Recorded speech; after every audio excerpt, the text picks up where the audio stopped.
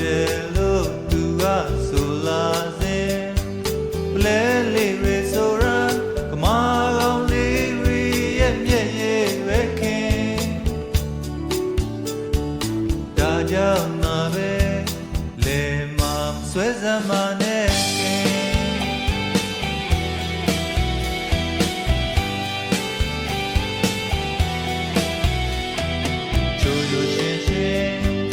ကာလာရေပြတ်တော့ခုများမှမုံမေနိုင်သူခင်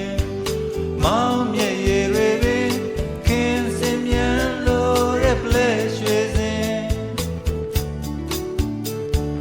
ပြစမ်းစေခြင်းလေမဆွဲလှဲ